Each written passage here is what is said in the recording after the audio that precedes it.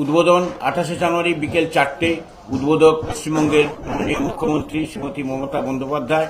সঙ্গে থাকবেন ভারতে নিযুক্ত জার্মান রাষ্ট্রদূত ডক্টর ফিলিপ আকারমান, গোটে ইনস্টিটিউট দক্ষিণ এশিয়ার আঞ্চলিক অধিকর্তা ডক্টর মাল্লা স্টুকেনবার্গ, বিশিষ্ট সাহিত্যিক আবুল বাশার এবং পশ্চিমবঙ্গ সরকারের বিভিন্ন দপ্তরের মন্ত্রী মহোদয়।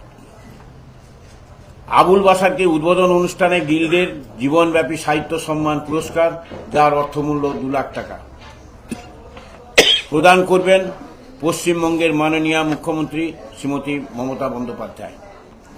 এবারের বইমেলায় সর্বাধিক প্রকাশক ও লিটল ম্যাগাজিনের অংশগ্রহণ প্রায় 1000-এর ওপর।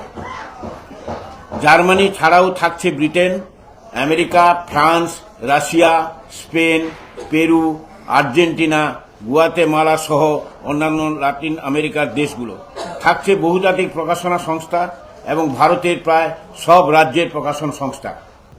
আন্তর্জাতিক কলকাতা বইমেলার আগে অ্যাপ প্লে স্টোর থেকে ডাউনলোড করে নিতে পারবেন। এখন এই অ্যাপটি তৈরি করেছেন সিস্টার নিবেদিতা ইউনিভার্সিটি। অ্যাপের মাধ্যমে গুগল লোকেশন অনুযায়ী মেলার মধ্যে যে কোনো স্টল খুঁজে পাওয়ার সুবিধা থাকবে। মেলায় বিভিন্ন স্থানে থাকছে কিউআর কোড, স্ক্যান করে অ্যাপ এবং ম্যাপ ডাউনলোড করতে পারবেন।